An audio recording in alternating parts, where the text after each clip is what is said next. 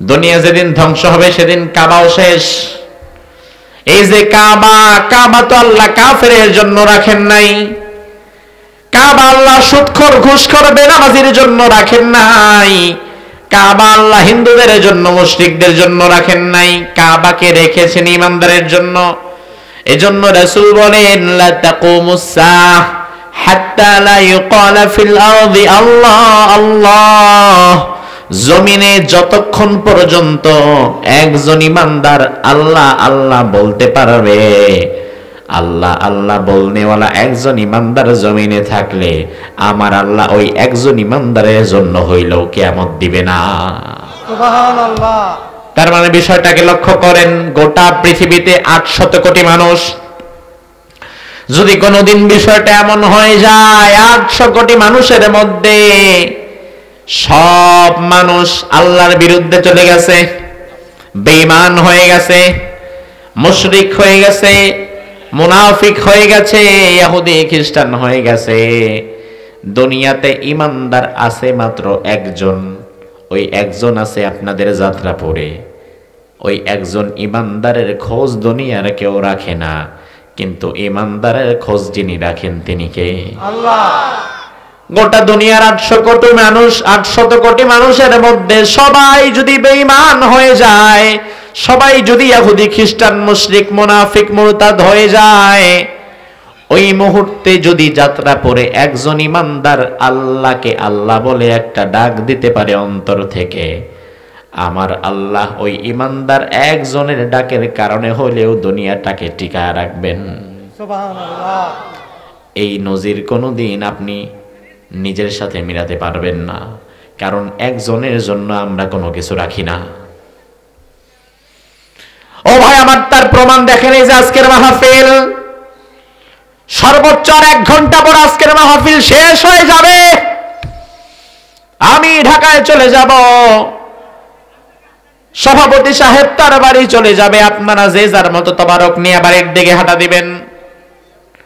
ওই মুহূর্তে যদি একজন মানুষ মাঝখানে বসে থাকে, সবাই চলে গেছে, একজন মানুষ প্যান্ডেলের নিচে বসে আছে, উঠতেছে না, তাইলে ওই একজন মানুষের জন্য ডেকোরেটরের লোক কি প্যান্ডেল খোলা বন্ধ রাখবে? না। কথা বোঝে না? না না, বন্ধ রাখবে? রাখবে না। ডেকোরেটরের লোক লাইট খুলবে, মাইক খুলে নিবে, প্যান্ডেলটা খুলবে, বাঁশগুলা খুলবে। একজন তো ভালো, 5 জন বসে থাকলেও কিছু করা নাই, কারণ অধিকাংশ যদি উঠে চলে যায় 5 জন 10 জন বসে থাকলেও স্টেজ প্যান্ডেল রাখা হবে না। তাহলে 100 মানুষের মধ্যে 5 জন বসে থাকলেও দুনিয়ার মানুষ প্যান্ডেলকে রেখে দেয় না। আর আমার আল্লাহ বলে, ঈমানদার রে, তোরে আমি কত ভালোবাসি দেখ। 5 জন মানুষ বসে থাকলে মাহফিল ওয়ালারা মাহফিলটা পুরো তছনছ করে ভেঙে দিয়ে চলে যায়, কেউ রেখে দিয়ে যায় না। আর ঈমানদার যদি 800 কোটির মধ্যে একজন যাত্রা পড়ে থাকে, আমি আল্লাহ ওই একজনের জন্য হলেও আমার দুনিয়াটাকে টিকায় রাখবো। সুবহানাল্লাহ। তাইলে আমাদের প্রতি আমার আল্লাহর ভালোবাসা বেশি না কম? বেশি। তাইলে যেই আল্লাহ আপনারে আমারে এত ভালোবাসে, অন্তর থেকে কলিজা থেকে ওই আল্লাহরে একটা ডাক দিতে পারবেন? ইনশাআল্লাহ। বলেন আল্লাহ। আল্লাহ। কলিজা থেকে একটা ডাক দিয়ে বলেন আল্লাহ। আল্লাহ।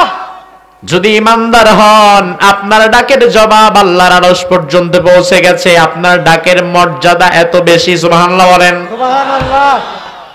ও আমার ভাইয়েরা, এই জন্য ঈমানদারের দাম দুনিয়ার মধ্যে সবচাইতে বেশি। মানুষের মধ্যে যারা ঈমানদার তাদের দাম সৃষ্টির মধ্যে সবচাইতে বেশি, তারাই হচ্ছে সৃষ্টির সেরা। আর মানুষের মধ্যে যারা বেঈমান তারা সৃষ্টির সর্বনিকৃষ্ট। সৃষ্টির নিকৃষ্টতার সারি যদি আপনি করেন, সেখানে কুকুরের নাম থাকবে, শূকরের নাম থাকবে, ঘৃণিত কিছু পশু পাখির নাম সেখানে থাকতে পারে। আমার আল্লাহ বলেন, মানুষের মধ্যে যারা নিকৃষ্ট হয়ে যায় তাদের মর্যাদা শিয়াল কুকুর বিড়াল শূকরের চাইতেও নিচে নেমে যায়। তার মানে মানুষের মধ্যে যারা ভালো তারা সৃষ্টির সবার চাইতে ভালো, আর মানুষের মধ্যে যারা খারাপ তারা সৃষ্টির সবার চাইতে বেশি খারাপ। আমার ভাইরা, তার কারণ হচ্ছে স্বাভাবিকতই তো মানুষ মর্যাদাবান, আর যার মর্যাদা যত বেশি, যার দাম যত বেশি, ওই লোকটা যদি ভুল করে তাইলে ওই ভুলটার খেসারত দিতে হয় তত বেশি। যেমন আমার ভাইরা দেখেন, আমাদের অঞ্চলগুলোতে মেম্বার থাকে, মেম্বারের আরেকটু পরে থাকে কি? চেয়ারম্যান, চেয়ারম্যানের আরেকটু পরে থাকে কি? এমপি, এমপির উপরে প্রেসিডেন্ট, মন্ত্রী, মন্ত্রী, হ্যাঁ মন্ত্রীর পরে প্রেসিডেন্ট। প্রেসিডেন্ট। আপনাদের যাত্রাপুরে ধরেন একজন মেম্বার, যাত্রাপুরে কোনো এমপি নাই, মন্ত্রী নাই, এমপি সাহেবের বাড়ি হয়তো যাত্রাপুরে না, না, যাত্রাপুরে একজন মেম্বার আছে, মেম্বারের দায়িত্ব কম, তার মর্যাদাও কম। এজন্য মেম্বার যদি কোনো ভুল করে ওই ভুলের শাস্তিও হয় কিছুটা কম, কারণ মেম্বার 500 কোটি টাকা চুরি করতে পারে না, মেম্বার 5 কোটি টাকাও খাইতে পারে না, এত বড় বাজেট তার কাছে আসে না। মেম্বারের চাইতে চেয়ারম্যানের মর্যাদা বেশি, এই জন্য চেয়ারম্যান যদি কোনো ভুল করে ওই ভুলের শাস্তি মেম্বারের চাইতে বেশি পায় সে। এই জন্য আমার ভাইরা দেখবেন, সরকার যখন পরিবর্তন হয় তখন মন্ত্রী পালায়, এমপি পালায়, চেয়ারম্যান পালাইলে পালাইতে পারে, কিন্তু মেম্বার পালায় না। ঠিক নেই? কারণ আমার আছেই ঘিরে, ঠিক, আমি খাইছি কয় টাকা, আমার পেট চাপ দিলে তো 10 টাকা বেরোয় না। ও ভাই আমার, তার কারণ হচ্ছে যার মর্যাদা যত বেশি, যে খায় যত বেশি, ওই বেড়া যদি ভুল করে সেই ভুলের মাসুলও দিতে হয় বেশি। সরকার পরিবর্তন হয়, সব পালায়া যায়, মেম্বার পালাতে হয় না, কারণ মেম্বার ছোটখাটো মানুষ, তা সে আর কতটুকুই কি করবে। কিন্তু সরকার পরিবর্তন হওয়ার সাথে সাথে কুমিল্লার এমপি, মেয়র সহকারে বড় বড় এমপিরা আগে পালায়া বর্ডার পার দিয়ে ওদিকে চলে যায়। ঠিক, তার কারণ কি? ঠিক, ঠিক। তার কারণ হচ্ছে মন্ত্রীর মর্যাদা বেশি। ওই মর্যাদাবান মানুষ যখন তার মর্যাদার জায়গা থেকে নিচে নেমে যায়, মেম্বারও ততটা নিচে নামতে পারে না যতটা মন্ত্রী নেমে যায়। আমার ভাইরা দেখেন, কারণ মন্ত্রী উঠছে 100 তলায়, আর মেম্বার উঠছে কোনো মতো ঠেলা ঠেলা 1 তলায়। 1 তলা থেকে যদি আপনি মেম্বারে ধাক্কা দেন তাইলে পয়রা সর্বোচ্চ একটু হাতটা ভাঙতে পারে, মরবে তো না। কিন্তু এমপি যেহেতু 100 তালার উপরে উঠেছে, এমপিরে যদি 100 তালা থেকে ধাক্কা দেন তাইলে বাঁচারই সম্ভাবনা নাই।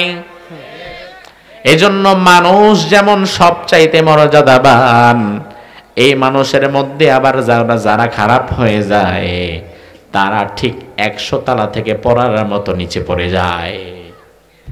কুকুর বিড়াল এত নিচে নামতে পারে না যেটা মানুষ হয়, ঠিক কি না?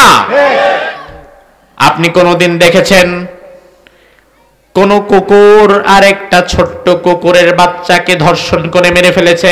এমন দৃশ্য কি দেখেছেন জীবনে? না, না, কিন্তু মানুষের বাচ্চা, ওই মানুষের বাচ্চাটা নাম তার মানুষ, কিন্তু ভেতরে জানোয়ার জন্ম হয়েছে।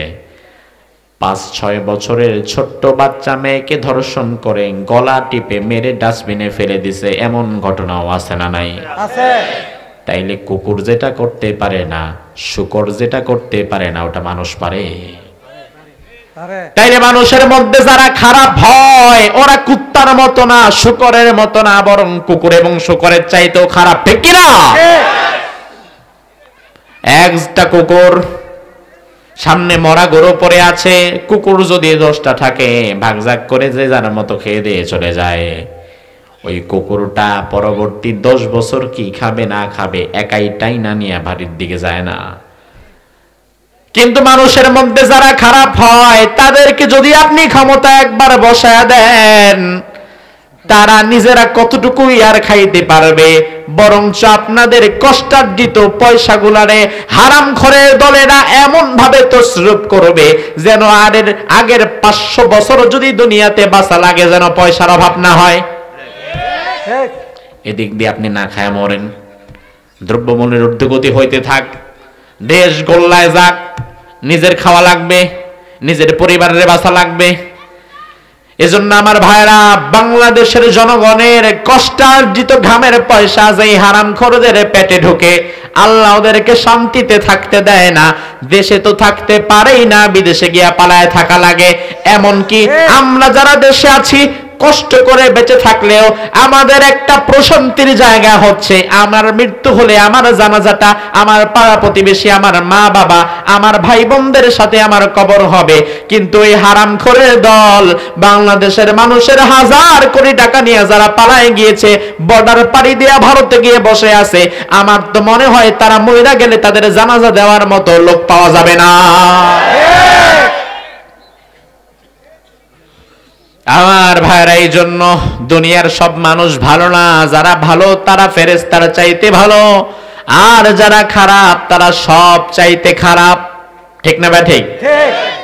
এখন আপনি কি ভালোর মধ্যে থাকবেন, সৃষ্টির সেরা হবেন, না সৃষ্টির নিকৃষ্ট হবেন, সেটা একান্তই আপনার ডিসিশন। আমি আজকে আপনাকে কোরআন থেকে সৃষ্টির সেরা হওয়ার জন্য কাজ কি করা লাগে সেটা জানায় দিতে আসছি।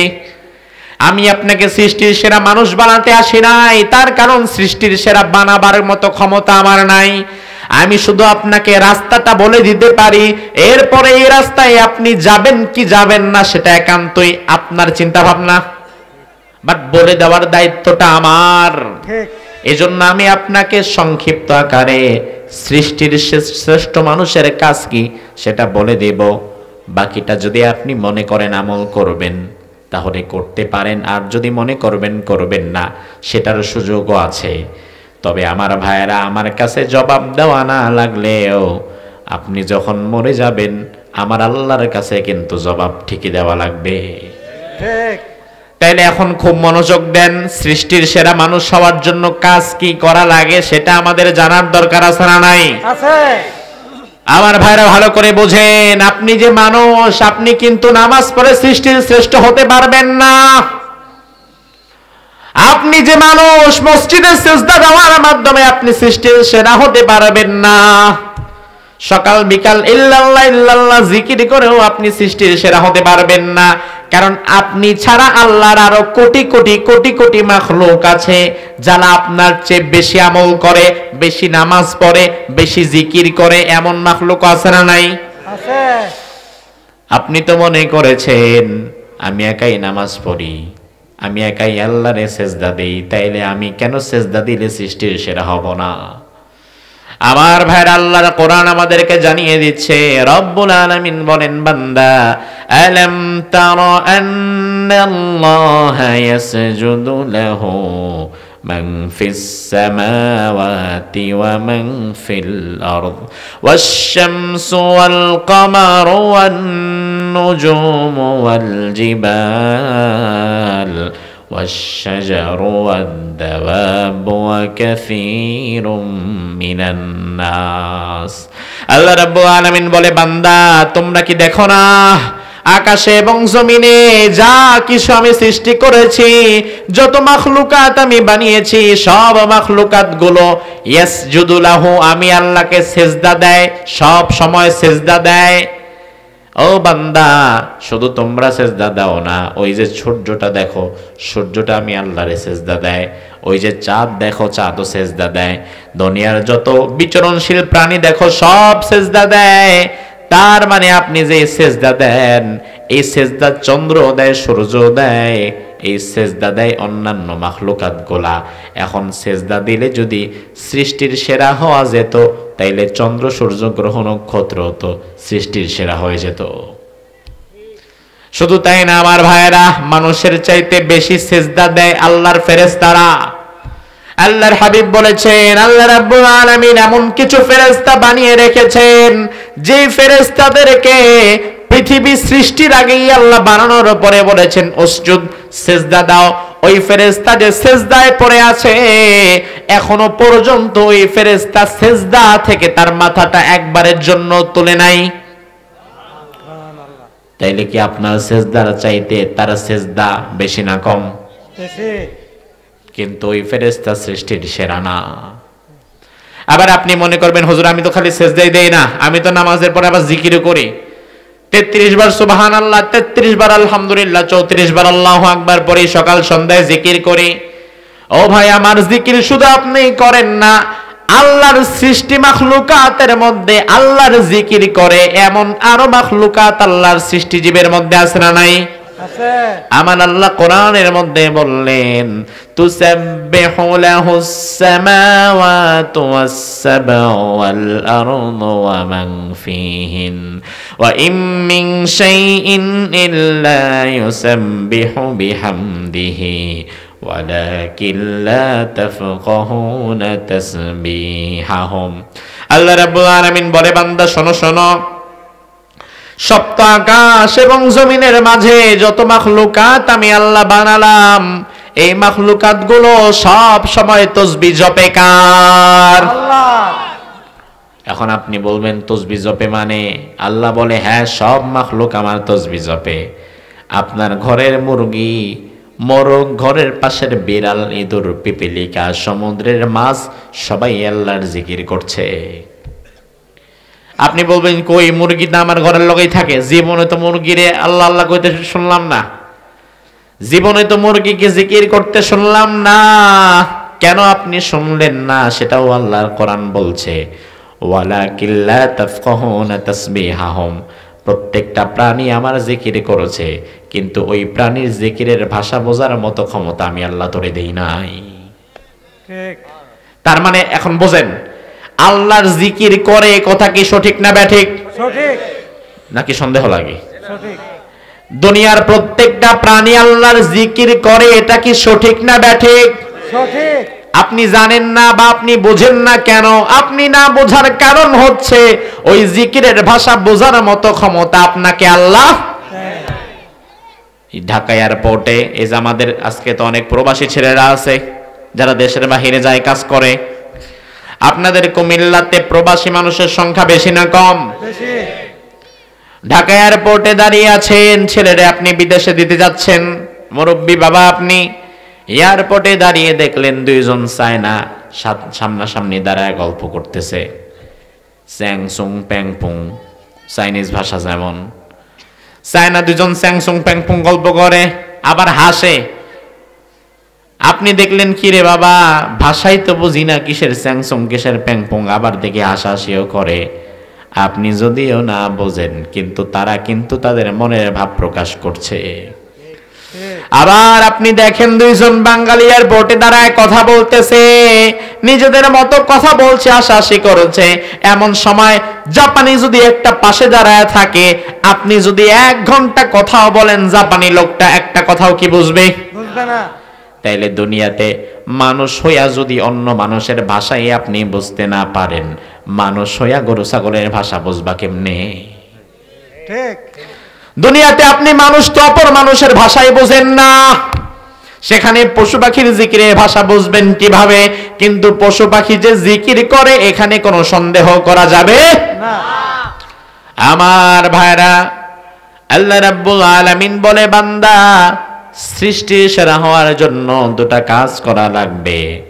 প্রথম কাজ হচ্ছে তা'মুরুনা বিল মারুফ, দুনিয়ার মানুষকে ভালো কাজের আদেশ করতে হবে। প্রথম কাজ হচ্ছে সমাজে মানুষকে ভালো কাজের আদেশ করতে হবে। জোরে কোন কাজের আদেশ? ভালো কাজের। কোন কাজের? ভালো কাজের। 2 নাম্বার হচ্ছে ওয়া তানহাউনা আনিল মুনকার, সমাজের মানুষকে একই সাথে অন্যায় কাজ থেকে আবার নিষেধ করা লাগবে। তাইলে আমার ভাইরা একটু মনোযোগ দেন, কথাটা ভালো করে বোঝেন বলতে। আমি চাচ্ছি মুখস্থ করায় দিতে ওয়াজ যেন ভুলে না যান। সৃষ্টি সেরা হওয়ার জন্য কাজ করা লাগবে কয়টা? 2টা। আরো জোরে। 2টা। জোর হলো না? 2টা। 1 নাম্বার ভালো কাজের, আদেশ। 2 নাম্বার ভালো খারাপ কাজের নিষেধ। অন্যায় কাজের নিষেধ। নিষেধ। ও ভাই আমার, এই 2টা এত গুরুত্বপূর্ণ দায়িত্ব, এই 2টা দায়িত্ব স্বয়ং আল্লাহ ফেরেশতাদেরও দেয় নাই। সুবহানাল্লাহ। সৃষ্টির মধ্যে এই 2টা দায়িত্ব এক মানুষ ছাড়া অন্য কাউকে আল্লাহ দেয় নাই। ফেরেশতাদের দিকে তাকান, কোরআনুল কারীমের মধ্যে আল্লাহ বলেছেন, ইন কুল্লু নাফসিন লাম্মা আলাইহা হাফিজ। দুনিয়াতে যত মানুষ আছে এই মানুষগুলোর মাথার চুল থেকে পায়ের নখ পর্যন্ত তাকে সেফ রাখার জন্য, হেফাজত করার জন্য আল্লাহ তাআলা কিছু ফেরেশতা আমাদের সাথে নিয়োজিত করে রেখেছে। সুবহানাল্লাহ। এটা আমার সাথেও যেমন আছে, আপনার সাথেও আছে, আমার সভাপতি সাহেবের সাথেও আছে, আমার ভাইদের সাথেও আছে, প্রত্যেক মানুষের সাথেই ফেরেশতা নিয়োজিত। তার প্রমাণ হচ্ছে আমার ভাইরা লক্ষ্য করেন, অনেক সময় আমরা মাছ খাই, ইলিশ মাছ খাই, ইলিশ মাছে কাটা বেশি না কম? বেশি। ইলিশ মাছ বা অন্য কোনো মাছ, মজার মাছ খাইতেছেন, খাওয়ার মধ্যে দিয়া হঠাৎ কইরা দেখলেন গলার মধ্যে জ্বলে, তার মানে তখন আপনি বুঝতে পারেন গলার মধ্যে কিছু একটা লেগে গেছে। কিরে বাবা, ঢোক গিললে দেখি ধাক্কা মারে। আর গলায় যদি জায়গা মতো কাটা একটা বিন্ধা যায়, এরপরে আপনার সামনে পোলাও কোরমা দিলেও আর খাইতে রাজি। ভালো লাগতেছে না তো। এই যে আরে আল্লাহ, কিছু একটা খাইলেই তো জ্বলে ওঠে। তখন আমরা কি করি? খাওয়া চালায় যাই না, বরং খাওয়াটা বন্ধ করি। সব মজাদার খাবারগুলা বাদ দিয়া কই আমাদেরকে একটু ভাত দাও। ভাতটারে নিয়ে একসাথে গোল কইরা, গরম ভাত। হ্যাঁ গরম ভাত গোল কইরা কি করেন? গিলালাই। হ্যাঁ গিল্লালান। তার কারণ কি? চাবানো কিন্তু না, না। ডাইরেক্ট দলাটা করে পুরা দলাটা লোকমার মতো করে গিলে ফেলেন। তার কারণ হচ্ছে পুরা দলাটার ধাক্কায় যেন কাঁটাটা নিচের দিকে চলে যায়। ও ভাই আমার একটু লক্ষ্য করেন, জীবনে মাছ খাইতে গিয়া কাটা বিন্ধে নাই এমন মানুষ কি পাওয়া যাবে মনে হয়? না। আমার তো মনে হয় না। তার মানে এই রোগের রোগী আমরা মোটামুটি সবাই। সবাই। তাইলে আমার ভাইরা বিষয়টা আপনারা ভালো বুঝবেন। মাছের কাঁটাটা মূলত বিধে আমাদের গলার ঠিক এই জায়গায়, এই যে এই জায়গাটায় মাছের কাঁটাটা বিধে যায়, কণ্ঠনালীর ঠিক খানিকটা নিচে গলার উপরিভাগে মাছের কাঁটা বিধে যায়। আবার যখন কায়দা কানুন করে আমরা মাছের কাঁটাটারে এখান থেকে সরায় দিতে পারি, এই কাঁটাটা কিন্তু সরাসরি পাকস্থলীতে চলে যায়। তবে ভাই আমার, আপনার জিহ্বা থেকে গলার এই পর্যন্ত কাঁটাটা আসার জন্য যে রাস্তাটা, এই রাস্তা সর্বোচ্চ 1 থেকে 1.5 ইঞ্চি। আর এইখান থেকে নিয়ে পাকস্থলী পর্যন্ত যাওয়ার রাস্তাটা কিন্তু 1 হাত। এবং এই পাকস্থলী পর্যন্ত যাওয়ার জায়গাটা সোজা নয়, সোজা নয়, যাওয়ার জায়গাটা এত বেশি পেঁচালো, আপনি ডাক্তারের কাছে গিয়া নাড়ি ভুঁড়ি দেখলে ভয় পাওয়া যাইবেন। আপনার খাবারটা ঘুরতে ঘুরতে পেঁচাইতে পেঁচাইতে পেঁচাইতে পেঁচাইতে পাকস্থলীর ভিতরে ঢুকে। তাইলে একবার আপনি কোনোদিন এটা কি ভাবলেন না? ওই যে আমি মাছ খেলাম, মাছের কাঁটা আমার গলার মধ্যে আটকায়, আমি যখন গলা থেকে চাপ দিয়ে নিচে নামায়া দেই, মাছের কাঁটা যে পাকস্থলীর মধ্যে গিয়ে ঢুকে যায়। মাছের কাঁটা পাকস্থলীতে যাওয়ার আগে কিংবা পরে ডানে বামে কোথাও তো একটু খোসা লাগে না? খোসা লাগার কথা ছিল একবার ডাইনে, ওরে আল্লাহ মাছের কাঁটা এখানে বিঁধে গেছে। খোসা লাগার কথা ছিল আপনার পাকস্থলীতে, পাকস্থলী তো নরম, ওখানে বিঁধে যাওয়ার কথা। বিভিন্ন জায়গায় কাঁটাটা ঢুকে যাওয়ার কথা, কিন্তু ঢুকে না। তার কারণ কি? তার কারণ আমার আল্লাহ বলে, বান্দা মাছটা খেয়ে গলা পর্যন্ত আনাটা দায়িত্ব তোমার, আর গলার পর্যন্ত আসলে তার নিচে নামিয়ে একেবারে পাকস্থলী পর্যন্ত পৌঁছে দেওয়ার দায়িত্ব আমি আল্লাহর ফেরেশতার। সুবহানাল্লাহ। তো আসতে ও ভাই, আমরা আমাদের দায়িত্বে ভুল করতে পারি, কিন্তু ফেরেশতা কিন্তু তার কাজে ভুল করে না। এই জন্য আমাদের গলায় কাটা বিঁধে যায়, ফেরেশতারা ভুল করে না দেখেই পাকস্থলীতে আর বিধে না। সুবহানাল্লাহ। তাইলে আমার ভাইরা একটু দেখেন, গলার নিচ থেকে আমাদের খাবারগুলো পাকস্থলীতে নিয়ে যেতে সাহায্য করে ফেরেশতা। সাহায্য করে কি? জোরে কোন। এখন ফেরেশতারা কিন্তু আপনি হালাল খাইলেও নিয়ে যায়, হারাম খাইলেও নিয়ে যায়। আপনি গরুর গোশত খাইলেও এটা নিয়ে যাবে, আবার যদি শুকরের গোশত খান সেটাও নিয়ে যাবে। আপনি যদি আমের জুস খান এটাও নিয়ে যাবে, আবার যদি লাল পানি খান এটাও নিয়ে যাবে, যদি মদ খান সেটাও নিয়ে যাবে, যদি দুধ খান সেটাও নিয়ে যাবে। কিন্তু কথা তো ছিল, কেন মদ কেন নিবে? ঘুষের টাকার হারাম খাবার কেন নিবে? বরং কথা তো ছিল ফেরেশতারা যখন দেখবে খাবারটা হারাম, সাথে সাথে নেওয়া বন্ধ কইরা ওই খাবারটার গলার মধ্যে চাইপা ধরবে। এমনটা যদি করা হতো তাইলে মদ খাওয়ার সময় দেখতো গলা আটকে গেছে, ওপর জুপুরি নাক মুখ দিয়ে মদ বের হচ্ছে। এই দৃশ্য দেখার পরে মদখোর কিন্তু ভয়ে আর মদ খাইতো না। কিন্তু এমন কি কখনো হয়? না হওয়ার কারণ কি? না হওয়ার কারণ ফেরেশতারা অন্যায় বাধা দিতে পারে না। অন্যায় বাধা দেওয়ার ক্ষমতা আল্লাহ ফেরেশতাদের দেয় নাই। যেই ফেরেশতাকে যেই কাজে লাগানো হয়েছে এই ফেরেশতার দায়িত্ব শুধু অতটুকুনি করা, তার চেয়ে বেশি না কিংবা কমও না। এই জন্য হালাল খাইলেও নিয়ে যায়, হারাম খেলেও নিয়ে যায়। ফেরেশতা সৎ কাজের আদেশও করতে পারে না, অন্যায় বাধাও দিতে পারে না। কিন্তু সৎ কাজের আদেশ এবং অন্যায় কাজে নিষেধ করতে পারে শুধুমাত্র একটি জাতি, সেই জাতির নাম হচ্ছে মানুষ। সেই জাতির নাম কি? মানুষ। সারা দুনিয়াতে সৎ কাজে আদেশ দেওয়া, অন্যায় বাধা দেওয়ার ক্ষমতা আল্লাহ অন্য কোনো প্রাণীকেও দেয় নাই। ঠিক আমার ভাই, আপনি অনেক সময় ন্যাশনাল জিওগ্রাফি কিংবা ডিসকভারি চ্যানেল যেখানে পশু পাখি দেখানো হয়, ওই চ্যানেলগুলোতে আপনি যদি মাঝে মাঝে দেখেন তাহলে দেখবেন জঙ্গলের মধ্যে একটা হিংস্র বাঘ একটা ছোট্ট হরিণের বাচ্চাকে তাড়া করেছে। ছোট্ট হরিণের বাচ্চাটা কষ্ট করে করে আগাচ্ছে, একটা বাঘ তারে তাড়া করেছে। এই দৃশ্য যদি ওই জঙ্গলে আরো 5টা বাঘ দেখে, তাইলে 5টা বাঘ কি ওই বাঘটারে বলে যে যা ছোট একটা বাচ্চা সাইরা দে, খাইস না, এমনটা বলে না? বরং কি করে?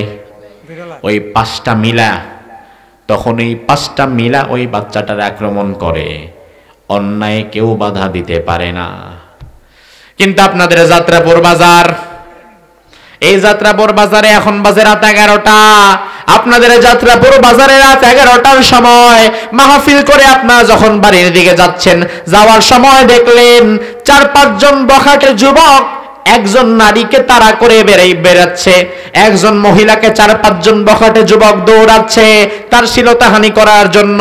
তখন যাত্রাপুর বাজারে আমরা যদি তাদেরকে দেখি, তাইলে আপনারা কি ওই 5 জন বখাটে যুবকের পক্ষে থাকবেন নাকি ওই নারীর পক্ষে থাকবেন? নারীর পক্ষে। বরং ওই নারীর পক্ষে থেকে ওই 5 জন বখাটে যুবকরে ধইরা পিটায়া বাইন্দা রাখবেন। তোরা কোন এলাকার যুবক, তোর বাপ মায়ের খবর দে। ঠিক কি না? এই যে অন্যায় প্রতিরোধের যে ক্ষমতা, যে মানসিকতা, এই মানসিকতা আল্লাহ বাঘরে দেয় নাই, ভাল্লুকরে দেয় নাই। এই মানসিকতা আল্লাহ জিনরে দেয় নাই, ফেরেশতারে দেয় নাই। অন্যায় প্রতিরোধ করার মানসিকতা এবং ক্ষমতা আল্লাহ দিয়েছে আপনাকে। আপনি মানুষ, আপনাকে দিয়েছে। এখন আপনাকে দেওয়ার পরে আপনি যদি সৎ কাজের আদেশ না দেন আর অন্যায় কাজ থেকে যদি মানুষকে বাধা না দেন, তাইলে জঙ্গলের হিংস্র হায়না বাঘ ভাল্লুক যেমন আপনিও হয়ে যাবেন, তেমন পার্থক্য নাই। ঠিক পার্থক্য হবে তখন যখন আপনি আপনার কাজটা ঠিক মতো করবেন। আমার ভাইরা, এই জন্য হিসাবটা ভালো করে বুঝবেন। নিজে অন্যায় করব না এটা নয়, বরং আমি যদি সৃষ্টির সেরা হই, আমি নিজে অন্যায় করব না, অপর ভাইকে করতেও দিব না। বরং আমাদের সমাজে আপনারাই সাক্ষী দেন, আমি বলবো না। আপনাদের সমাজের কি অবস্থা আপনারা ভালো করে জানেন, যেহেতু আমি ঢাকার মানুষ। আপনাদের এই সমাজের অবস্থাটা আমি জানি না, এই জন্য আমি আপনাদের প্রশ্ন করে জানতে চাই। ও ভাই, আমার জবাব দেন। এই সমাজে দিন দিন অন্যায়, অত্যাচার, জুলুম, বেয়াদবি, মুরব্বীদের অসম্মান করা, মা বাবার কথা না শোনা, এই কাজগুলা কি ধীরে ধীরে কমছে নাকি বাড়ছে? আপনার আরেকটা বার জবাব দেন, কমছে না বাড়ছে? বাড়ার কারণ কি? আমি যদি আপনারে জিজ্ঞেস করি ভাই বাড়ার কারণ কি, বলবেন হুজুর পোলাপান বেয়াদব, কথা শোনে না, মুরব্বীদের মুখে মুখে কথা বলে, মা বাবার কথা শোনে না, রাস্তার মোড়ে দাঁড়ায় দাঁড়ায় বিড়ি খায়, গাঁজা খায়, কথা বললে কথা শোনে না।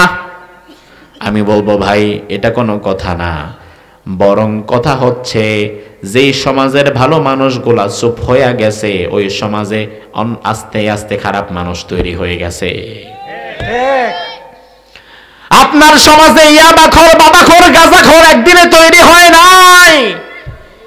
আপনার সমাজে বেয়াদব ছেলেবেলেরা একদিনে তৈরি হয় নাই, বরং আপনার আমার মতো ভালো মানুষগুলা যখন চুপ হয়ে গেছে তখন আস্তে আস্তে তৈরি হয়েছে।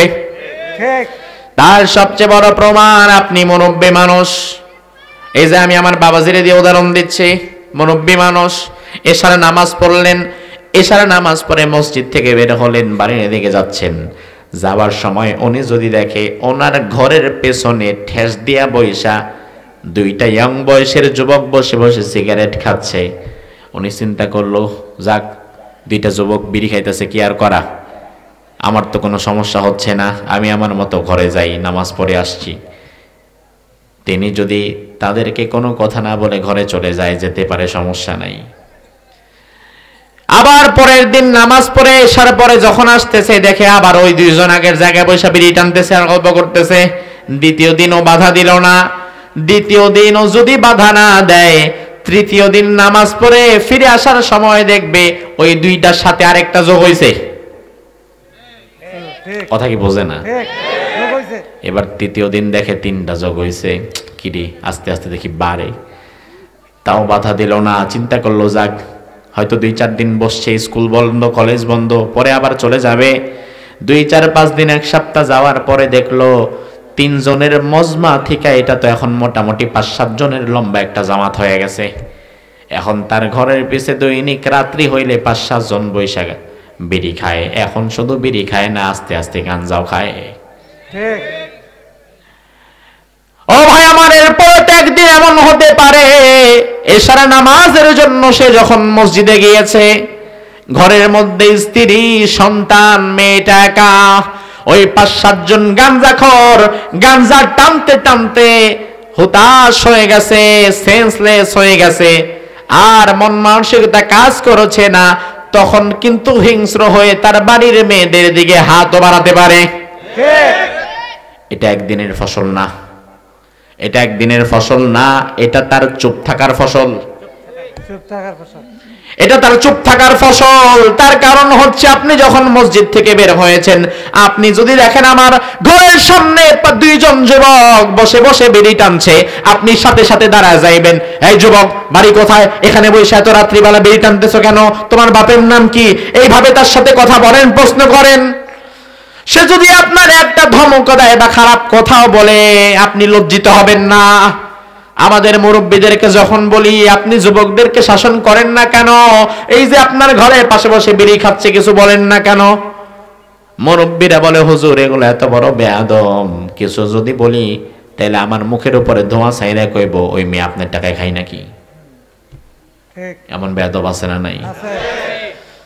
আমি চাচারে বলবো, চাচা বাবা এগুলানে ভয় করবা না, অন্যায়ের প্রতিবাদ দিতে গেলে যে গালি খাওয়া লাগবে এই গালিরে ভয় করবা না, কারণ অন্যায়ের প্রতিবাদ করার জন্য তোমার নবী সাল্লাল্লাহু আলাইহি ওয়াসাল্লাম তায়েফের ময়দানে রক্ত ঝরেছে।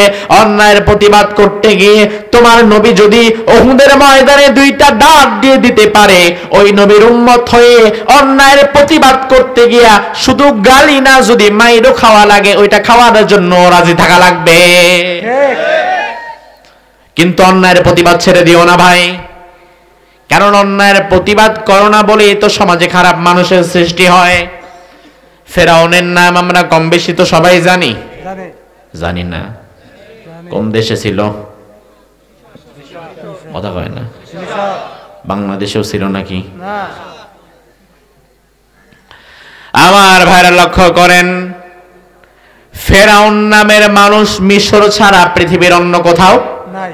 কথা কয় না আছে? নাই। নাই। ফেরাউন নামের মানুষ মিশর ছাড়া অন্য কোথাও নাই, এটা যেমন সত্য, কিন্তু ফেরাউন চরিত্রের মানুষ মিশর ছাড়াও পৃথিবীর নানান দেশে ছিল, এমনকি আমাদের দেশে ছিল, এটাও তেমন সত্য। সত্য। ঠিক। ফেরাউন যা যা করেছে বিগত 16 বছরে স্বৈরাচার তার চেয়ে কম করে নাই। ঠিক। অবাক করা বিষয়, শুধু ওই 16 বছর করেই তো ক্ষান্ত হয় নাই, না। এখন পাশের দেশে বসে নিজের দেশকে নিয়ে আবার নতুন ষড়যন্ত্রের চাল চালছে। ঠিক। আমরা অবাক হয়ে যাই কখন জানেন? যখন দেখি রাজনৈতিক প্রতিহিংসা চরিতার্থ করার জন্য কেউ হিন্দুদের সাথে হাত মিলায়। মুশরিকদের সাথে হাত মিলায়, ইসকনের সাথে হাত মিলায়, দিল্লির সাথে হাত মিলায়, তখন আমরা অবাক হয়ে যাই, ঠিক কিনা? আমরা দেখলাম এই যে গতকালকের আগের দিন, আপনারা দেখেছেন কিনা জানি না, হাজার হাজার হিন্দু, বিশেষ করে তথ্য সন্ত্রাস, ভারতের কিছু মিডিয়া চ্যানেল আছে, সাংবাদিক আছে, মলম বিক্রি করার মতো সারা দিন বাংলাদেশের নামে মিথ্যা সংবাদ প্রচার করছে। তারা সংবাদ প্রচার করছে বাংলাদেশে নাকি হাজার হাজার হিন্দুদের ঘরবাড়িতে আমরা আগুন দিয়ে দিচ্ছি, শত শত হিন্দুদের নাকি আমরা জবাই করে দিচ্ছি। এই কথাটা কি সঠিক না ব্যাঠিক? আচ্ছা, আপনারা একটু জবাব দেন। মাহফিলে আসছেন, মিথ্যা তো বলবেন না। আল্লাহকে সাক্ষী রেখে বলেন, স্বৈরাচারের পতনের পরে 5ই আগস্টের পরে আজকে ডিসেম্বরের 4 তারিখ পর্যন্ত আপনাদের উত্তর যাত্রাপুর বা আশেপাশে কি হিন্দু একজনও নাই? আছে। কয়টা হিন্দুরে জবাই করছেন? একটাও না। কয়টা মন্দিরে ভাঙছেন? একটাও না। বরং আপনারা হিন্দুদেরকে জবাই করেন নাই, মুসলমানেরা হিন্দুদের গায়ে হাত তুলে নাই। অন্যদিকে গত সপ্তাহে চট্টগ্রাম আদালত প্রাঙ্গণে আমার এক মুসলিম আইনজীবীকে ইসকনের হিন্দুত্ববাদী সন্ত্রাসীরা গলা কেটে জবাই করে দিয়েছে। এই খবর কি আপনারা জানেন? জানি। দেখেন, আমার ভাইকে আমার ঘরে জবাই করা হচ্ছে। বাংলাদেশ আমার ঘর না? ঘর। কারণ এই দেশের সংখ্যাগরিষ্ঠ কারা? আমরা মুসলমানেরা, 92% মুসলমান। তাহলে এই দেশে আমার শক্তি বেশি, এই দেশে আমার সবকিছু বেশি। আমার ঘরে আমার ভাইকে জবাই করা হচ্ছে, আমি প্রতিবাদ না করে ধৈর্য ধরে আছি। প্রতিবাদ তো করেছি, তবে আমি ধৈর্য ধরে আছি। আমি যদি ধৈর্যশীল না হয়ে কিসাসও নিতে চাইতাম, অন্তত যেটা জবাই করছে আমি ওরেও জবাই করে দিতাম। ঠিক। কিন্তু এটাও তো আমরা করি নাই না। না। অন্যদিকে দেখেন, বাংলাদেশ নিয়ে মিথ্যা সংবাদ প্রচার করা হচ্ছে যে বাংলাদেশের মানুষ নাকি হিন্দুদের ঘরবাড়ি জ্বালিয়ে দিচ্ছে, মন্দির ভাঙচুর করছে, হিন্দুদের জবাই করছে। এই মিথ্যা কথাগুলো প্রচার করছে ভারতের গণমাধ্যম, যার রেশ ধরে হাজার হাজার হিন্দুস্তানের মুশরিকেরা তারা ব্যানার ছাপিয়েছে, চলো বাংলাদেশ এই নামে ব্যানার ছাপিয়ে তারা গাড়ি ভরে ভরে হাজার হাজার মুশরিকেরা সিলেট সীমান্তে, ব্রাহ্মণবাড়িয়া সীমান্তে, ব্রাহ্মণবাড়িয়া রাখাউড়া সীমান্তে হিন্দুরা এসে জটলা বেঁধে দাঁড়িয়ে আছে। তারা বাংলাদেশের বর্ডার গার্ডকে বলছে, বর্ডার থেকে সরে যাও, বর্ডার খুলে দাও, আমরা বাংলাদেশে যাব, বাংলাদেশে গিয়া যুদ্ধ করে আমরা আমাদের হিন্দু ভাইদেরকে ছাড়াই নিয়ে আসবো। কত বড় পাগল! পাগল। আখাউড়া, ব্রাহ্মণবাড়িয়ার আখাউড়া স্টেশনে হিন্দুরা অবস্থান করছে। তারা নাকি আসবে, আমাদেরকে মারবে, আমাদের সাথে যুদ্ধ করবে, বাংলাদেশটাকে ভারতের একটা অঙ্গরাজ্য বানায় নিয়ে যাবে। কত সুন্দর না বিষয়টা? আচ্ছা, আপনারা বলেন, তারা যেটা ভাবছে সেটা যদি তারা করতে চায়, তারা যদি বাংলাদেশের সীমান্তে ভুলেও পা দেয়, এই পা কি সাথে ফিরে আর নিয়ে যেতে পারবে? পারবে না। আপনারা কি বলেন পারবে? পারবে না। আরে আমার তো মনে হয় যাত্রাপুর পর্যন্ত আসা লাগবে না। ব্রাহ্মণবাড়িয়া যে জিনিস, ব্রাহ্মণবাড়িয়া কি জিনিস জানেন? আরে বাবা। যেখানে ক্রামবুট খেলা নিয়া, এই তুই আমার গুটি ফালাই লিখেন, এটা তো ফালানোর কথা ছিল না, লাগাও রে মাইর। শুধু এটা কথা বলতে দেরি আর রান্দা ছুরি চাপাতি দাও নিয়া কল্লা ফালাই দিচ্ছে। মারামারি যাদের নিত্যদিনের কাজ, ওই ব্রাহ্মণবাড়িয়া দিয়ে তারা ঢুকতে যাচ্ছে।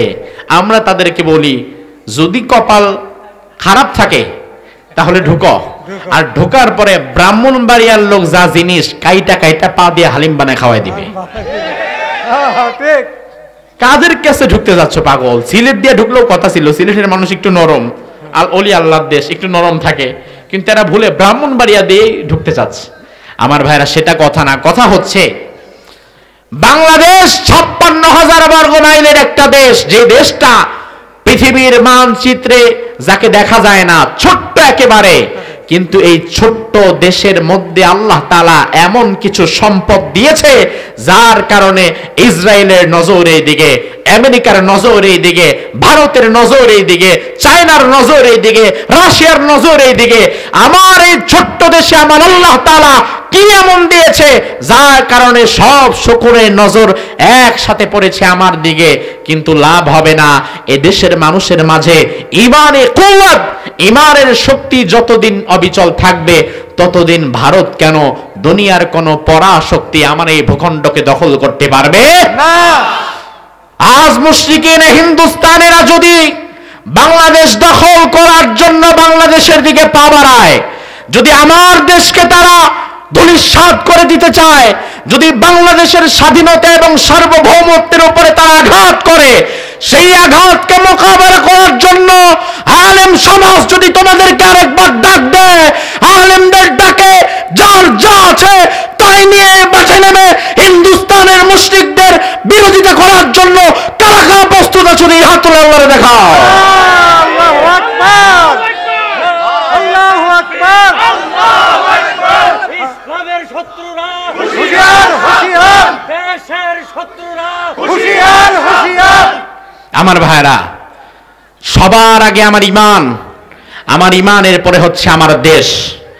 আমার দেশের দিকে যদি কেউ কোন নজর দেয়, ওই নজর আমরা উপরে ফেলবো, ঠিক কিনা? তুমি যেই দেশি হও না কেন, তুমি মনে করতে পারো তুমি তোমার জনসংখ্যা বেশি, তোমার অস্ত্র শস্ত্র বেশি, এই ভয় আমাদের দেখাবা না। কারণ আমরা সেই জাতি যেই জাতির 313 জন 1000 সশস্ত্র কাফেরকে কচুকাটা করে দিয়েছিল। আমরা সেই জাতি। 71 সালে এই জাতির কাছে কিছু ছিল নাই। অস্ত্র নিয়ে আসছে বিরোধী পক্ষ, বাঁশ দিয়া বাইরে মেরে ফেলছে, ঠিক কিনা? ঠিক, ঠিক।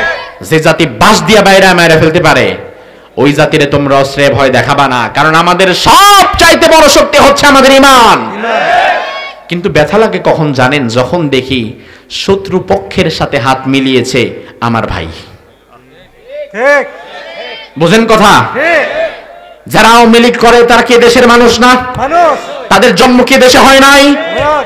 তাহলে ক্ষমতার জন্য দেশের বিরুদ্ধে গিয়ে নাস্তিক মুরতাদ মুশরিকদের সাথে হাত মেলাবার মতো এই সাহস তারা পায় কোথায়? বর্তমানে ক্ষমতার জন্য নাস্তিক মুরতাদ রামবাম কাফের মুশরিকদের সাথে দিল্লির সাথে যারা হাত মিলিয়েছে, আমার দৃঢ় বিশ্বাস তাদের ভেতরে ঈমান নাই। ইসলামের শত্রুরা হুঁশিয়ার, সাবধান, ভারতের দালালেরা হুঁশিয়ার, সাবধান, নাস্তিকদের দালালেরা হুঁশিয়ার, সাবধান। আমার ভাইরা, আপনারা কি ভয় পান? না। আপনারা চিন্তা করতে পারেন, হুজুর আমাদেরকে আপনি এই কথা বলতেছেন, অথচ ভারতের কাছে যেই পরিমাণ অস্ত্র শস্ত্র আছে আল্লাহ জানে, যদি যুদ্ধ আসলেও লাগে আমরা কি করব? এই ভয় কি আপনারা পান? না। আপনি ভয় পাবেন কেন? আপনি কেন ভয় পাবেন? আপনি নিজেকে চিনেন? আপনি কোন জাতি আপনি নিজেকে চিনেন? যেই জাতি খায় গরুর মুত, ওই জাতি যারা গরুর দুধ খায় এদের সাথে লাগতে আসে। ঠিক, এটা কি মানা যায়? ঠিক। মুতখোর বেটা মুতখোরের জায়গায় থাক। আমরা গরুর মুত খাই না। যেই জাতির পেশাব তোমরা পান করো, আমরা মুসলমানেরা ওই জাতির অস্তিত্বকে চিবিয়ে খাই। ঠিক, ওই জাতির আমরা মুসলমানেরা ওই পশুর অস্তিত্বকে চিবিয়ে খাই, যেই পশুর পেশাব তোমরা সারাদিন খাও, ঠিক কিনা? ঠিক। তার মানে তোমরা যদি কোনোদিন ভুলেও বাংলাদেশের দিকে পা বাড়াও, বিশ্বাস করো বাংলাদেশকে তোমরা চাচ্ছ তোমাদের পেটের ভিতরে ঢুকায় নিতে, বাংলাদেশ তোমাদের পেটের এক মাথা দিয়ে ঢুকে আরেক মাথা দিয়ে বের হয়ে যাবে। ঠিক। ওটা ভারতকে তছনছ করে দিবে বাংলাদেশ, ঠিক কিনা? ভারতের যতগুলো স্টেট আছে সবগুলো স্টেট ভেঙে যেতে পারে। রাসূলুল্লাহ হাদিসের মধ্যে বলেছেন, কিয়ামতের পূর্বে এমন এক জামানা আসবে যেই জামানায় হিন্দুস্তানের সাথে একটা জিহাদ হবে। ঠিক, এটা কি আপনারা জানেন? ঠিক। তাগজুল হিন্দ, হিন্দুস্তানের বিরুদ্ধে একটা গজওয়া হবে, এটার নাম হচ্ছে গজওয়াতুল হিন্দ। যে হিন্দ হবে হিন্দুস্তানের মুশরিকদের বিরুদ্ধে ইমানদারদের লড়াই। আজ এ জাতির সামনে দুইটা দল ভাগ হয়ে যাচ্ছে। এক দল দেশের স্বাধীনতা সার্বভৌমত্বের পক্ষে, ইমানের পক্ষে, আরেক দল স্বাধীনতা সার্বভৌমত্ব এবং ইমানকে জলাঞ্জলি দিয়ে রাম বাম নাস্তিক মুরতাদ আর মুশরিকদের পক্ষকে বেছে নিয়েছে। ঠিক। এমন দুইটা জাতি আজকে ভাগ হয়ে গেছে। তোমার বিবেকের কাছে প্রশ্ন, এই মুহূর্তে দাঁড়িয়ে তুমি কোন পক্ষে আছো? তুমি যদি তোমার রাজনৈতিক মতাদর্শের জন্য হিন্দুস্তানের মুশরিকদের সাথে হাত মিলাও, রাসূল বলেছেন তুমি যার সাথে থাকবা কিয়ামতের ময়দানে তার সাথেই হাসর হবে। ঠিক। এজন্য আমার ভাইরা, রাসূলুল্লাহর হাদিস অনুযায়ী আমাদের সামনে যদি গজওয়াতুল হিন্দ চলে আসে, আমাদের সামনে যদি হিন্দুস্তানের বিরুদ্ধে লড়াই করার এমন কোন সুযোগ চলে আসে, রাসূলুল্লাহ হাদিসের মধ্যে বলেছেন, গাজওয়ায়ে হিন্দে যারা শরীক হবে, হিন্দুস্তানের বিরুদ্ধে জিহাদে যারা অংশগ্রহণ করবে, ওই মানুষগুলোকে আল্লাহ সুবহানাহু ওয়া তাআলা জাহান্নামের আযাব থেকে মুক্ত করে দিবেন। সুবহানাল্লাহ। যদি আমাদের সামনে আমাদের দেশের স্বাধীনতা সার্বভৌমত্বের হেফাজতের প্রশ্ন আসে, তাহলে আমরা কি হিন্দুস্তানের পক্ষে না বিপক্ষে? বিপক্ষে। আমরা কি মুশরিকদের পক্ষে না বিপক্ষে? বিপক্ষে। তবে আমার ভাইরা, ভয় পাওয়া যাবে না। ভয় কি পাওয়া যাবে না। না। আমি ইমানদার, ইমানদার যদি মরে তাও লাভ, যদি বেঁচে থাকে তাও লাভ। আল্লাহ। ইমানদারের হারাবার কিছুই নাই। ইমানদার ডানে গেলেও লাভ, বামে গেলেও লাভ। তবে ভারতের হিন্দুত্ববাদী শক্তি আমাদেরকে নাড়া দিয়েছে, আমাদের উপর আক্রমণ করবে, এইভাবে তারা কিছু ভাষা প্রকাশ করেছে। হিন্দুত্ববাদী নরেন্দ্র মোদীর সরকার এখন পাগল হয়ে গেছে। তার কারণ হচ্ছে সুদীর্ঘ 16 বছর পর বাংলাদেশ থেকে নরেন্দ্র মোদীর কন্ট্রোলিং সিস্টেম উঠে গেছে। ঠিক। এখন বাংলাদেশে আর তার অর্থনীতির সে ফর্মুলা কাজে লাগাতে পারছে না। বাংলাদেশের মতো একটা বিরাট বাজার, আজকে পাকিস্তানের 2500 টন চিনি ঢুকেছে এই প্রথম। এখন ভারতের মাথা খারাপ হয়ে গেছে। তার কারণ ভারত নির্বাচিত সরকার এই দেশে নাই, এই জন্য নরেন্দ্র মোদীর মাথা খারাপ হয়ে গেছে। বাংলাদেশের মানুষের যে একাগ্রতা, বাংলাদেশের মানুষের সাম্প্রদায়িক সম্প্রীতি নষ্ট করার জন্য তারা উঠে পড়ে লেগেছে। বাংলাদেশের মানুষের সাম্প্রদায়িক সম্প্রীতি নষ্ট করার জন্য নরেন্দ্র মোদী সরকার উঠে পড়ে লেগেছে। তবে এটা আমাদের জন্য খুশনসিব, নরেন্দ্র মোদী ধাক্কা দিয়েছে সাম্প্রদায়িক সম্প্রীতি নষ্ট করে দেওয়ার জন্য। অন্যদিকে আজকে ডক্টর ইউনূস বাংলাদেশের সকল রাজনৈতিক দলের ব্যক্তিবর্গ, সকল ইসলামিক দলের মূল বড় বড় ব্যক্তিবর্গদেরকে নিয়ে আজ মিটিং করেছে। সেই মিটিংয়ে সিদ্ধান্ত হয়েছে দেশের প্রশ্নে, স্বাধীনতার প্রশ্নে, সার্বভৌমত্বের প্রশ্নে জামাত, জাতীয় পার্টি, হেফাজত, খেলাফত বুঝি না, আমরা সকলে এক কাতারে দাঁড়িয়ে হিন্দুস্তানের বিরোধিতা করব। এটা আমাদের জন্য বড় একটা পাওয়া না? বিগত দিনে আমরা ছিলাম মূলত দিল্লি থেকে যে আইন পাস হতো, ওই আইন আমাদের মাথায় চাপিয়ে দেয়া হতো। আপনারা কি জানেন এটা? কারণ বাংলাদেশের মানুষ ভালো করে জানে 50 বছর যেই আল্লামা কোরআনের তাফসীর করেছে, সারা বাংলাদেশে কোটি কোটি মানুষ যার তাফসীর শুনেছে, যার তাফসীর শুনে হাজার হাজার অমুসলিম ইসলাম গ্রহণ করেছে, তিনি কখনো মানবতা বিরোধী হতে পারে না, তিনি ধর্ষণকারী হতে পারে না, তিনি কখনো খারাপ মানুষ হতে পারে না। কিন্তু তার নামে 1000টা ধর্ষণ মামলা দিয়েছে। এটা মূলত এই মামলা এবং ফাঁসির রায় বাংলাদেশের বিচারকরা না, এটা দিয়েছে দিল্লি থেকে দেয়া হয়েছে। বিগত দিনে যা আমাদের উপরে চাপিয়ে দেওয়া হয়েছে, সব দিল্লি থেকে আইন করা হয়েছিল। কখন তেলের দাম বাড়বে, কখন কি বাড়বে না বাড়বে, কার কি করতে হবে, সব আইন পাস করা হতো দিল্লি থেকে। দিল্লিতে বাংলাদেশের দালাল যেটা ছিল, ওই দালালি তো পালায় গেছে। এই জন্য দিল্লির মাথা খারাপ হয়ে গেছে যে বাংলাদেশে তো এখন আর আমার কন্ট্রোল চলে না, বাংলাদেশের মানুষ তো এখন দেখে আর আমার পণ্য কিনে না, বাংলাদেশের মানুষ তো দেখে এখন আর আমার কথা শুনে না। আগামীর বাংলাদেশ হবে সাম্প্রদায়িক সম্প্রীতির সুন্দর এক বাংলাদেশ, যে বাংলাদেশের মানুষ যারা ভারতের দালালি করবে না, যে বাংলাদেশের মানুষ দিল্লির কথা মানবে না, যে বাংলাদেশের মানুষ আমেরিকার দালালি করবে না, যে বাংলাদেশের মানুষ চীন কিংবা রাশিয়ার দালালি করবে না, যে বাংলাদেশের মানুষ শুধুমাত্র এক আল্লাহর গোলামি করবে। নারায়ে তাকবীর, আল্লাহু আকবার, নারায়ে তাকবীর, আল্লাহু আকবার। ইসলামের শত্রুরা হুঁশিয়ার, সাবধান। ষড়যন্ত্রের বেড়াজাল ভেঙে দাও, ভেঙে দাও, ভেঙে দাও, করিয়ে দাও। ষড়যন্ত্রের বেড়াজাল। নারায়ে তাকবীর, আল্লাহু আকবার। এমন এক সাম্প্রদায়িক সম্প্রীতির বাংলাদেশ আমরা গড়ে তুলব। পারবেন তো ইনশাআল্লাহ? আমার বাড়ির পাশের যে সাধারণ হিন্দু, তার সাথে কি আমার কোনো শত্রুতা আছে? নাই। আপনি কি কখনো তার মন্দিরে আক্রমণ করবেন? না। আপনি কখনো তার পূজায় বাধা দিবেন? না। আপনি কখনো তার বাড়ি ঘরে আক্রমণ করবেন? না। অসম্ভব, প্রশ্নই আসে না। বরং আমার বিশ্বাস, ওই হিন্দু যদি ভালো হয়, ওই হিন্দু যদি দেশপ্রেমিক হয়, তাহলে ভারতের বিরুদ্ধে যদি যুদ্ধ করা লাগে, ওই হিন্দু আমার কাতারে দাঁড়িয়ে যাবে। কারণ দেশ যেমন আমার, দেশের এখানে তার হক আছে। এই দেশকে হেফাজতের জন্য হিন্দু, মুসলিম, বৌদ্ধ, খ্রিস্টান এক কাতারে দাঁড়িয়ে যাব। ধর্মের ভেদাভেদ থাকতে পারে, কিন্তু দেশ হিসাবে আমাদের জাতীয়তার কোনো ভেদাভেদ নাই। নাই। এজন্য আপনাদেরকে শেষ কথা বলে যাই, কারো কোনো চক্রান্তে কান দিবেন না। এই গ্রামে 4 আনা হিন্দু আছে। এই দেখছেন, এই গ্রামে নাকি 4 আনা হিন্দু আছে। এই 4 আনা হিন্দু ভাইরা আমাদের কাছে আমানত। মায়ের কোলে শিশু থাকবে নিরাপদ, বাংলাদেশের ভেতরে আমার হিন্দু ভাইরা থাকবে তেমন নিরাপদ। এজন্য হিন্দু ভাইদেরকে বলি, বাংলাদেশের পক্ষে কাজ করবেন। আপনারা বাংলাদেশপন্থী হিন্দু হবেন, ভারতপন্থী হিন্দু না। ভারত আপনাদের কেউ না, পার্শ্ববর্তী একটা দেশ, যেই দেশের টার্গেট হচ্ছে তার আশেপাশের ছোট ছোট দেশগুলোকে গিলে খাওয়া। পৃথিবীর মানচিত্রে ইসরায়েল যেমন খায় না, পৃথিবীতে ইসরায়েল যার পাশে আছে তার যেমন রাতের ঘুম হয় না, ভারত যার পাশে আসে তার রাতের ঘুম হয় না। ইসরায়েল যেমন তার পার্শ্ববর্তী রাষ্ট্রগুলোকে গিলে খেয়ে ফেলতে চায়, ভারতও তার পার্শ্ববর্তী রাষ্ট্রগুলোকে গিলে খেয়ে ফেলতে চায়। অন্তত গিলা খাইতে না পারলেও সেখানে তার একজন দালালকে দাঁড় করায় রাখে।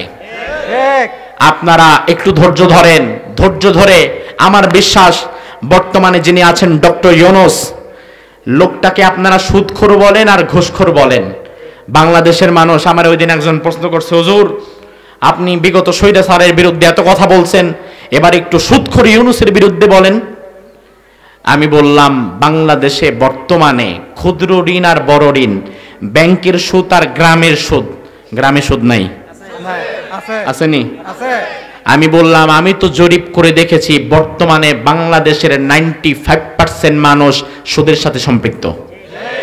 কথা কি সঠিক না ব্যাঠিক? ওই পাগল, যেই জাতির 95% মানুষ সুদের সাথে সম্পৃক্ত, ওই জাতির নেতা সুদখোর ইউনূস হবে না তো কি ইমাম মাহদী হবে? পাগল নাকি তুমি? নিজে সুদখোর, হয় ডক্টর ইউনূস সুদখোর, তার বিরুদ্ধে কিছু বলেন। তুমি কি করো? আমি এনজিও কর্মকর্তা। মানে সে চায় একজন ইমাম মাহাদিকে, অথচ নিজে খাবে সুদ। এটা কি কোনোদিন হতে পারে? যেই জাতি যেমন ওই জাতির নেতাও হবে তেমন। তুমি সুদ ছেড়ে দাও। ডক্টর ইউনূস হচ্ছে একজন বড় অর্থনীতিবিদ। বাংলাদেশের এখন অর্থনীতি যেই পর্যায়ে দাঁড়িয়েছে, যে ঋণ আমাদের মাথার উপরে, ডক্টর ইউনূসের উপরে যদি আল্লাহর রহমত হয়, আল্লাহ তাআলা মাহাথির মোহাম্মদের মতো ডক্টর ইউনূসকে কবুল করতে পারে, এবং ডক্টর ইউনূস বাংলাদেশের অর্থনীতিকে একটা অন্য মাত্রায় নিয়ে যেতে পারে। এবং বহির্বিশ্বে আন্তর্জাতিক নেতাদের যতটা শক্ত লবিং দরকার, ওই শক্ত লবিং একমাত্র আছে ডক্টর ইউনূসের। আমেরিকার প্রেসিডেন্ট বলেন, চায়নার প্রেসিডেন্ট বলেন, আর রাশিয়ার প্রেসিডেন্ট বলেন, সরাসরি ডক্টর ইউনূস তাদেরকে কল দেওয়ার মতো ক্ষমতা রাখে। সে একজন নোবেল বিজয়ী মানুষ, ভদ্র মানুষ। আপনারা দেখবেন পূর্বে যারা ছিল তাদের মতো ফটর ফটর করে কথা বলে না। তিনি কথা শুনে বেশি, বলে কম।